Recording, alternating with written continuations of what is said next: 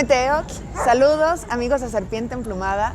Pues les platico que hoy estamos dentro de las celebraciones del Año Nuevo Mexica, hoy 11 de marzo del calendario gregoriano, y estamos en el Monumento a la Revolución en la proyección del documental El Último Tlatoani. Y tenemos en exclusiva una entrevista con Pablo Hato, que es el director de esta película, que nos platica cuáles fueron sus motivaciones y cómo encontró esta historia tan fascinante de la cual nosotros también hemos compartido un poquito.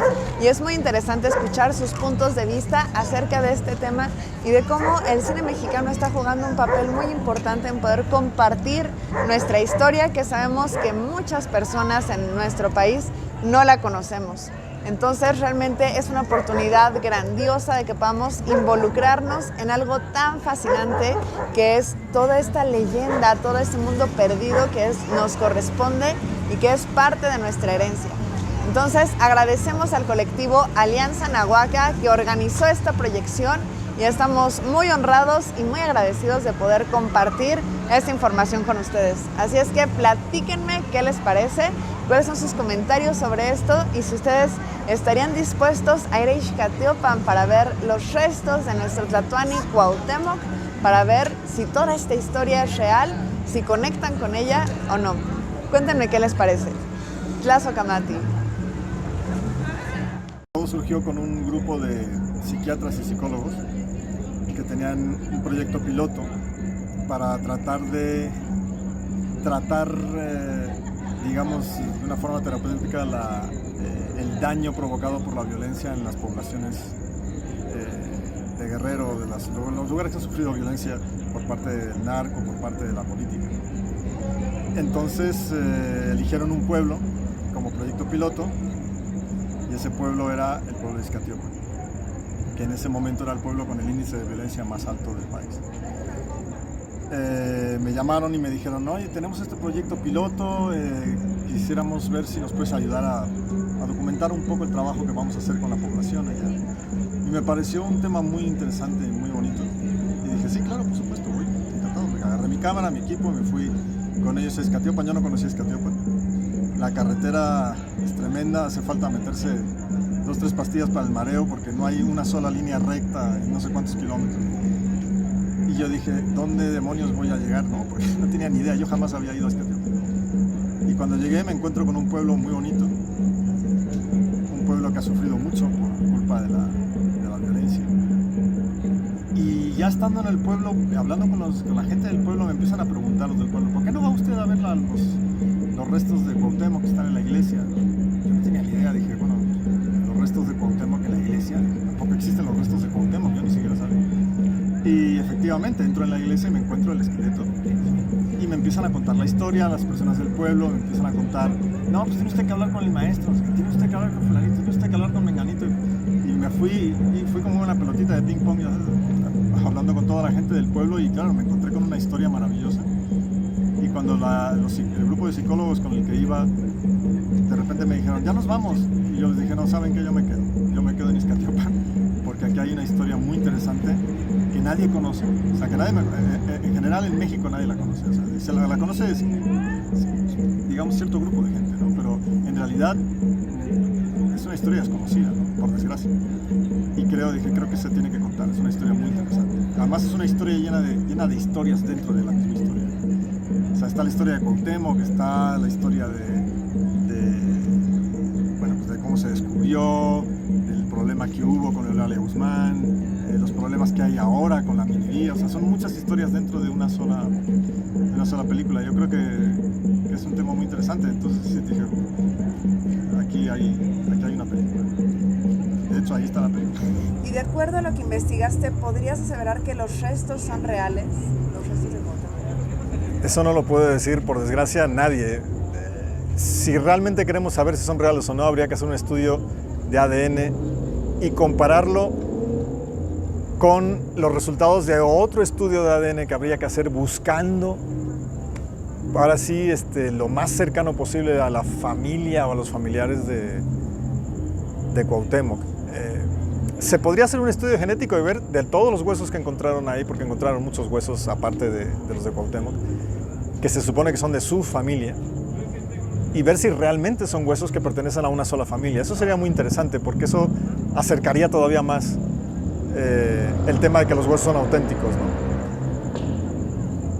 El problema de Cuauhtémoc es que no tuvo descendencia y se supone que tuvo una hija, pero no está muy claro qué fue de su hija. O sea, el único problema grave que tiene la historia de Cuauhtémoc, como tiene cualquier historia prehispánica, es que los españoles destruyeron todo. O sea, no existe dato, papel, no existe nada que nos cuente realmente cómo pasaron las cosas, ¿no? Solamente tenemos la versión de un español que medio tomaba dictado de Hernán Cortés, ¿no? O sea, realmente no sabemos qué pasó, no sabemos qué fue de toda esa historia. Y la poquita historia que se conserva, pues yo no creo que sea real. Ni siquiera sabemos. De hecho, el nombre de Cuauhtémoc está mal traducido. Está muy mal traducido. Los españoles lo tradujeron como águila que cae porque los españoles no tenían ni idea, pero en realidad, y hablando con gente que realmente conoce el idioma náhuatl a fondo, ¿no?, es muy posible que el verdadero nombre de Cuauhtémoc signifique sol de atardecer. Yo dudo mucho que una madre a su hijo le llame águila que se cae, ¿no? O águila que se va a dar en el suelo. No, o sea, no tiene mucho sentido, ¿no? Y menos con la poética del náhuatl, eso no tiene mucho sentido. Ni siquiera tuve que profundizar mucho para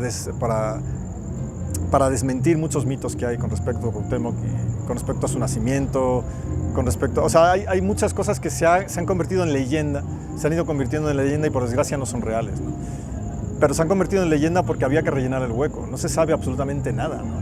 Los españoles destruyeron absolutamente todo y es una lástima, ¿no?, que tengamos que basarnos en la historia de unos señores que nos tiraron hacia el suelo los cuatro datos que ellos quisieron, ¿no?, darnos, ¿no?, con los que ellos se quisieron quedar, ¿no? Es una lástima. Por desgracia, para saber si realmente son los huesos de Cuauhtémoc habría que hacer un estudio muy, muy profundo que llevaría mucho tiempo y costaría mucho dinero, y dudo muchísimo que ningún gobierno se quisiera meter en ese gasto. Además, habría un pequeño problema añadido, y es que el simple hecho de que se haga un estudio de los huesos por parte del gobierno, por parte del INAH, lo primero que harían es llevarse todos los huesos de Izcatiopan. Y eso sería terrible para el pueblo de Izcatiopan. Habría realmente una protesta, una negativa por parte del pueblo de Izcatiopan.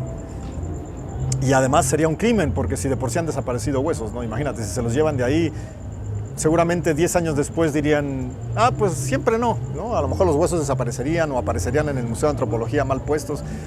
O sea, es una desgracia, pero no creo que sepamos, por lo menos a corto plazo, nunca la verdad de si son o no son. Para mi gusto, o sea, mi opinión, que no tiene ningún valor histórico, que no tiene ningún valor académico, ¿no? Mi opinión es que yo creo que sí pueden ser. Por lo menos, no, a lo mejor no todos, pero partes sí pueden ser de ¿Y qué importancia entonces tiene para el pueblo que estén estos huesos ahí? ¿Qué significan? Para el pueblo de Izcatiopan es el alma del pueblo de Izcatiopan. Es la historia del pueblo de Izcatiopan, por supuesto. Ese esqueleto para el pueblo de Izcatiopan, caramba, lo es casi todo, ¿no? O sea, es su herencia, es su historia. Ahora sí que ha sido su vocación todos estos años, ¿no? El cuidarlos, el mantenerlos. Y el secreto, ¿no?, que estuvo 400 años guardado, ¿no? O sea, esos huesos para Izcatiopan representan un tesoro maravilloso, un tesoro antropológico, independientemente de que sean auténticos o no, es un tesoro, ¿no? Y entonces, no solo para el pueblo de Izcatiopan, para todo México. No, bueno, por supuesto. Lo que pasa es que como me preguntaste lo que eran para el pueblo de Izcatiopan, te respondo. Pero por supuesto, como cualquier vestigio, o sea, hace muy poquitos días vi la noticia de que habían encontrado los restos de no sé si de uno o de dos tlatoanis aztecas, porque no se conocían los restos de ninguno. En el Templo Mayor habían desenterrado, creo que los restos de Ahuizotl y no sé si alguien más.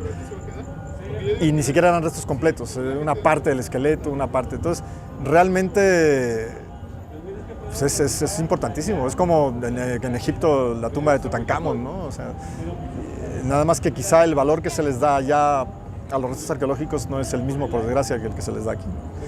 Sería maravilloso que se le diera el lugar que le corresponde, ¿no? Por desgracia, pues no. yo por lo menos, es una opinión muy personal, creo que no se le da el lugar que se merece. Claro. ¿Cómo te imaginas que podría cambiar la forma de pensar de las personas si conocieran muchos más esta historia? Pues mira, es una desgracia. Tú vas a cualquier primaria del país o a cualquier secundaria y casi me atrevería a decir incluso a universidades, ¿no? Yo te aseguro que en cualquier primaria, cualquier niño sabe más nombres de Pokémon o de cualquier videojuego, o incluso tienen más sabiduría de quiénes son y cómo se llaman y dónde viven los narcos de México que cualquiera de los personajes históricos del país. O sea, probablemente de Cuauhtémoc no saben prácticamente nada, y de la historia de México saben lo poquito que medio se les queda de la escuela, pero pregúntales de cualquier videojuego, pregúntales de Facebook o pregúntales de, yo no sé, de cualquier cosa, de las caricaturas de Canal 5, y te aseguro que saben mucho más y se saben los nombres de memoria con mucho más fe que cualquier asunto histórico, ¿no? Es una pena, porque además es un fenómeno internacional, no solo mexicano, ¿no? Es una pena que a los niños no se les inculque esa,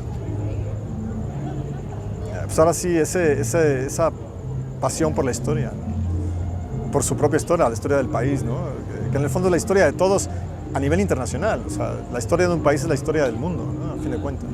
O sea, no está desligada de todo lo que pasa. Y es una pena que las escuelas no fomenten esos valores. Sí, definitivamente. Y pues tú previamente habías estado relacionado con temas de la historia de México. Sí, bueno, mi padre era historiador y mi casa siempre ha estado rodeada de historia y de hecho mi padre antes de morir dejó a medias un libro sobre los viajes de Cortés y la verdad es que era un libro muy interesante, lástima que se quedó a la mitad. Pero no, sí, bueno, la historia de México siempre ha estado, ahora sí que en mi vida desde que nací, ¿no? ¿Y cambió algo en ti al involucrarte tan profundamente con esta historia en particular? Pues la verdad es que sí, porque independientemente de que yo hiciera cine y eso, la historia de México, pues yo siempre lo veía como la parte de... Era como pues, mi padre el historiador, que la historia de México. Yo nunca pensé que me iba a meter en ese terreno, ¿no? No tan profundo. Y de repente me encontré pues, haciendo esta película, y la verdad es que por eso la película está dedicada a él, ¿no? Porque jamás me imaginé que me iba a meter en esos temas, ¿no? Se nos olvida un poco. Pero no, sí, y de hecho ahora estamos echando a andar otro proyecto del que no te puedo contar nada, pero que puede ser muy valioso desde el punto de vista cultural y puede ser un legado muy importante para... Nos hemos juntado varias personas para lo que sería la cultura perdida del país, ¿no? De eso ya te lo contaré más adelante. Te prometo que te cuento eso más adelante. Me encanta, perfecto. Por ejemplo, cuando yo empecé este proyecto, jamás me imaginé si este proyecto iba a dejar dinero. No, por supuesto que no deja un centavo. Hacer documentales... Los documentales son el patito más feo del cine, ¿no? Si te quieres arruinar y quieres perder tu dinero y quieres, haz documentales, ¿no? Es una desgracia. Desde luego el dinero no es motivación, la fama tampoco, porque te digo, por desgracia, desde que empecé a hacer documentales lo único que recibo son trancazos y problemas y que la censuren y que me bloqueen y que tenga broncas y que en la prensa se armen el escándalo, ¿no? Entonces realmente sacas muy poco en claro de positivo de algo así, ¿no? Entonces, ¿qué te inspira a hacer la película? Pues tratar de hacer una película que... O sea, si vas a contar la historia, pues cuenta la historia y a ver si a alguien más a lo mejor le gusta la historia y la puedes compartir, ¿no? O sea, a lo mejor puedes encender esa chispa en otras personas, ¿no? No existe una motivación clara que la hago por esto, porque quiero esto, que es muy difícil. Digo, hay muchas motivaciones, pero no hay una motivación específica que digas, ¿no? Por lo menos para mí, no sé, para otras personas, ¿no? Cada cineasta supongo que será un mundo y tendrá cada uno sus razones, ¿no? Pero hay gente que hace documentales por dinero, hay gente que hace documentales por, no sé, porque le interesa, o no sé. Yo lo hago porque me gusta y trato de transmitir ese gusto a los demás. Si lo consigo, fantástico. Pero bueno, tampoco es o sea, la motivación es que a la gente le guste y pensar que pones tu granito de arena en el tema, ¿no? Para que a lo mejor la película sirve para que algún día alguien haga algo al respecto o para llamar la atención para que a lo mejor alguien, o sea, para influenciar por el buen camino alguna historia o algún tema, ¿no? No sé, es un granito de arena para eso. Realmente no podemos pensar que un documental va a ser realmente mucho más, ¿no? O sea, por lo menos los míos, no lo sé, a lo mejor los de otra persona, ¿no? ¿Y por qué eliges acercarte a los hermanos de tradición para hacer esta primera proyección de la película? Sí, bueno, no es la primera proyección, se han hecho varias ya, pero proyecciones entre comillas privadas como esta, ¿no? No, pues porque yo siempre lo he dicho que la película es de ellos y para ellos, ¿no? O sea, yo hice la película, pero en el fondo la película es de ellos.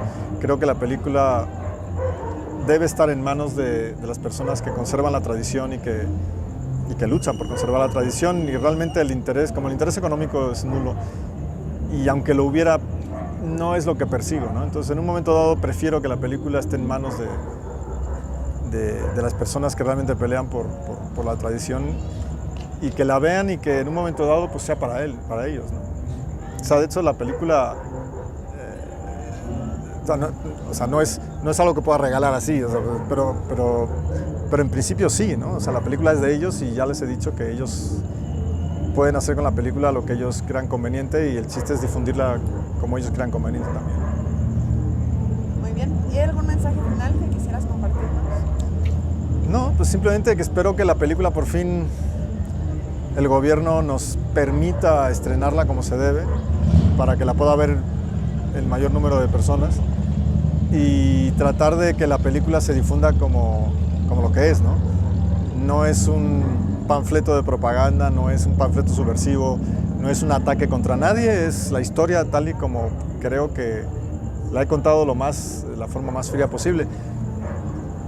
Espero que se pueda difundir, esa es la idea, ¿no? ¿Y crees que el cine mexicano debería contar más historias como de este tipo?